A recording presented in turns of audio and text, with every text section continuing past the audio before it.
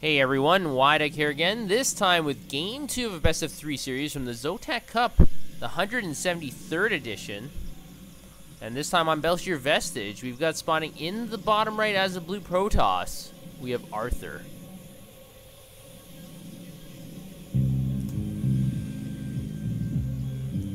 And his opponent, who won the first game, is spawning in the top left as the red Protoss, we've got Trend.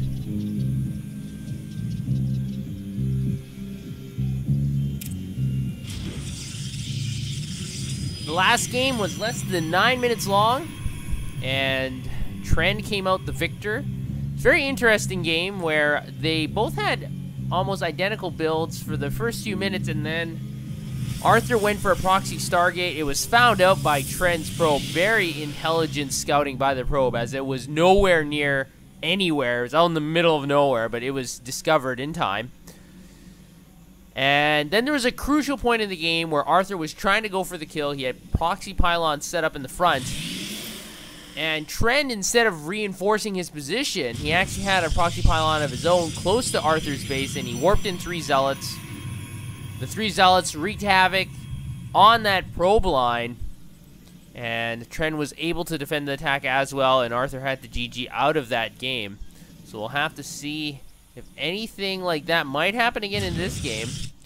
Both build orders, once again, are identical. Gateway first, and then Assimilator, and then the other Assimilator.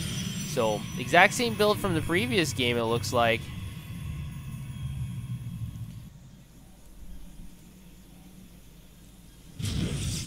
And it looks like Arthur is going to be looking for proxies once again. In the previous game, both players looked for proxies as well when scouting with that initial probe.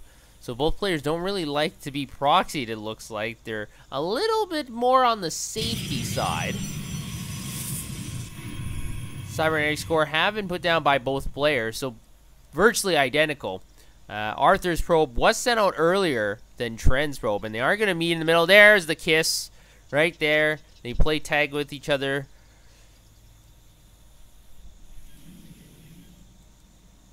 And I guess the question here is Arthur going to go for a proxy play again?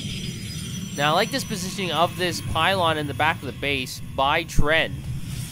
The key is whether or not Arthur's going to spot it. He's not going to spot it, so this is interesting because you might say, well, what does this matter? He's got a third pylon in the back he didn't spot. Because this third pylon might give a false indication to Arthur that there might be a proxy play, but he did scout it eventually, so Arthur does confirm the third pylon's position. So he can confirm there will be no proxy play, at least up to this point. Now, what I'd like to see from Trend is if he puts a pylon here, because you can warp units down here, and it gives you a few more seconds of scouting, too, if there is an airdrop in this area. Those are sorts of those little things that pro players generally do really well, and sometimes not pro players, they just forget to do that, and then that's what costs them the game. But pro players, once in a while, they don't focus on this either, and it may end up hurting them in the future. Now, we do have a Mothership Core coming out from Arthur.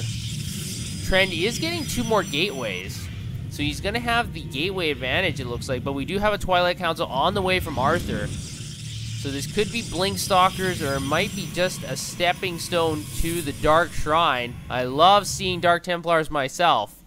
Now, both players do have the Twilight Council. Trend is going for the Blink. And so is Arthur. So basically identical builds. They want those Blink Stalkers out. Blink Stalkers are very good at harassing. If you're over here, you're able to blink up and create a lot of damage in the main base. So that is something to take a note of. And I also like the fact that Trend is focusing down on these bricks, because sometimes you do misclick and you end up firing on the bricks instead of enemy units. So destroying the bricks, I've seen it a couple times where someone did not destroy the bricks and they accidentally fired on the bricks instead of the enemies, and the enemies got a free volley back. So you can't ever discount that. So getting rid of the bricks right now is a good play. Now, both players do not have their expansion nexus up, so it seems like a one-base play from both. Now, we do have a 4 pylon from Trend, but Arthur is going to try and get in here, but we don't have that many stalkers for Arthur. We actually have way more for Trend. And we also have the Mothership Core coming in from Arthur to provide some support. The Time Warp does go down, But Arthur is losing a lot of these stalkers, even though he's trying to micro them. Trend just has superior numbers. Now, it is 3-on-3 now, and there are more stalkers warping in here, but Arthur is behind by 1 stalker currently. And as long as both players warp in once the cooldown is over for the warp gates, I think Trend is going to come out on top, and this is going to signal the retreat for Arthur. 4-on-1 is not good odds. The Mothership Core also goes down.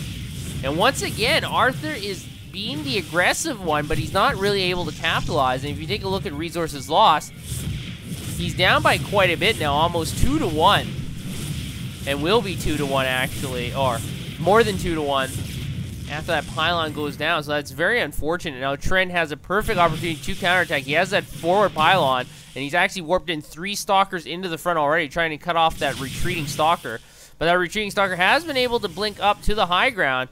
But now, Trent can make something happen here. He has the advantage. He also has that forward pylon, as well as robotics facility on the way. We don't have a robotics facility from Arthur. He's stuck constructing more and more stalkers because his initial attack did not work out.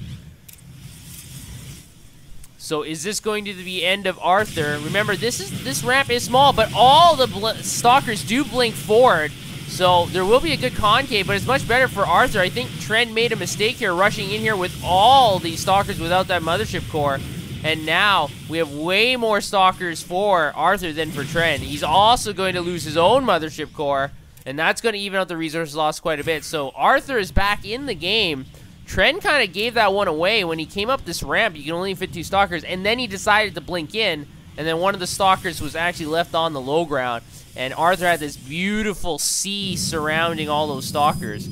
So not great execution by Arthur, excuse me, by Trent. And now Arthur is going to take advantage of that, get rid of this forward pylon.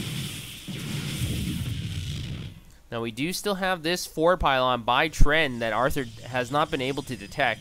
And neither player, you know, this is the 10-minute mark, neither player is comfortable enough to try and expand. But we do have Immortals on the way from Trent, and that's going to give a big boost for our Red Protoss. Arthur's trying to get his own robotics facility, but obviously he will be behind slightly. That Immortal does significantly more damage to Stalkers than Stalkers can do on the Immortal. So once again, is Arthur going to be the aggressor here? No, it looks like he will be retreating. I think this is a wise move. I don't think Archer should be pushing into Trent's base, because once again, Trent does have the defender's advantage, and you don't want to throw that away. And actually, this looks like this is the first sentry of the game. The sentry will be able to put down some force fields if need be. Now, both players are stabilizing on one base. They're not really doing much else. Stalker from Arthur has been able to spot one of the 4 pylons from Trent, but this one is still here. The other Stalker has been able to detect that, so that will get rid of all those proxy pylons on the map from Trent. And it's good to get rid of those now instead of later, obviously. They can totally swing the game in your favor, because in the previous game, remember, Trent was able to warp in 3 Zealots behind the enemy lines and just walk right into the main. But it's not going to happen this game. And you also have to remember, Arthur does have control of the Xel'Naga Tower, and more than likely, if there is a routing from Trent to go down to the Blue Protoss base, he's going to go south this way, and the Xel'Naga Tower would catch it. Now, it looks like Arthur is going to try and get in here, but Trent is able to defend quite well, and now Arthur is in full retreat. And both players are putting down their Nexuses, or Nexi, virtually at the exact same time, trying to expand. So this game is very much a mirror match in both of these games. It's very interesting because I mentioned this before. I find that Protoss versus Protoss is generally the most dynamic with different strategies. Either it's Oracle Harass, or building Phoenixes, or going for Dark Templars, or a mix of Zealots and Stalkers. But this game has been basically a mirror cut in half across this parallel. And actually, it's not this parallel. It would be this parallel on the corners of this map. Supplies are virtually identical. Nexi are warped in virtually at the same time. But it looks like Trent does have more probes mining from his natural expansion than Arthur. And this is why it looks like Trent has 9 more probes than than Arthur. So Arthur is behind economically. And as the time goes on, that is going to exponentially affect Arthur detrimentally. So I feel like maybe Arthur might have to do something, make something happen here. Now, it's very odd because I don't think... Now, not that many probes were killed, so I don't know why Trent has so many. Now, Arthur is going to boost into the main from the low ground. Now, these 4 Stalkers are going to have a lot of problems escaping because now they're going to be cut off here. Now, they're going to try and do some damage to that probe line. Able to kill 3 so far.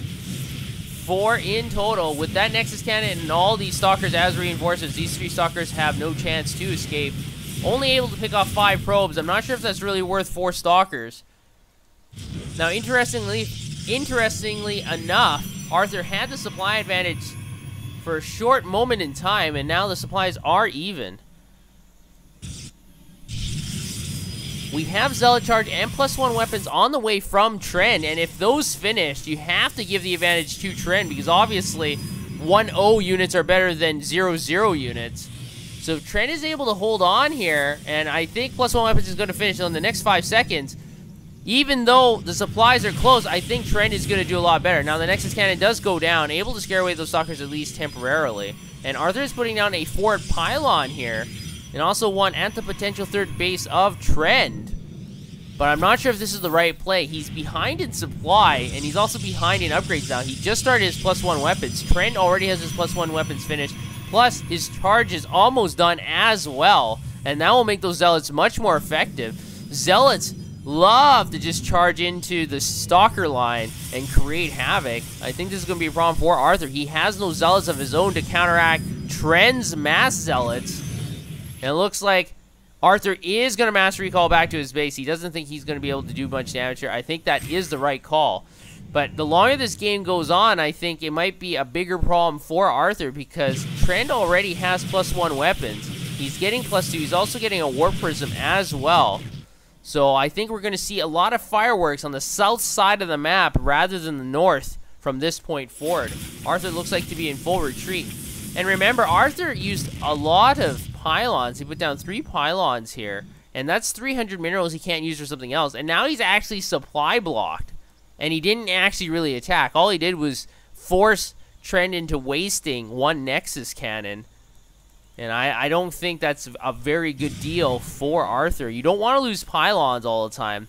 A lot of players think, oh, well, it's 100 minerals, whatever. What does it matter? But if you keep losing them for nothing, it does matter. Resources lost is very even, but once again, the supply advantage is actually in favor of Arthur now instead of Trend.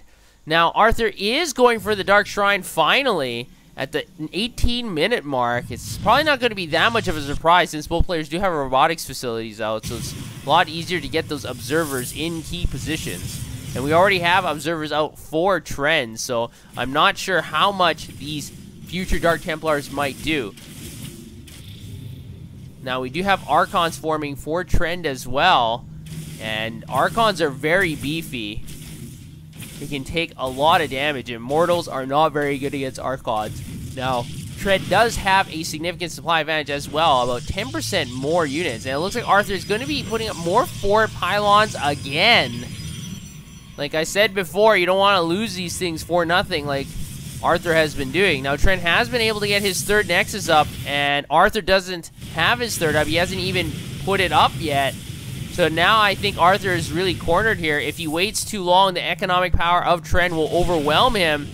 But this engagement doesn't look that healthy either for our blue Protoss. So Arthur is in a very difficult and tight position here. All the probes already have been transferred over to that new 3rd base. Now, we do have Dark Templars from Arthur. This one single cannon is going to be able to focus them down. So, good play by Arthur, focusing down that photon cannon. But we have a large engagement near the 3rd base of Trent. But Trent's got a great line, a great C, a great concave. And the Zealots are just charging in here, making mincemeat of all these Zealots and Sentries. And basically, all we have left from Arthur are Stalkers. And Stalkers are not very good against Zealots. The supply is dropping rapidly for Arthur, and the Archons are just charging forward unopposed. Arthur is going to tap out. So basically one large engagement, and the game is over. So Trent is going to win the series. He'll take it 2-0 in this best of 3. So great games from Arthur and Trent, but looks like Trent is just a little bit better. and he's going to come out on top. So thanks again, guys, for watching, and I'll see you next time.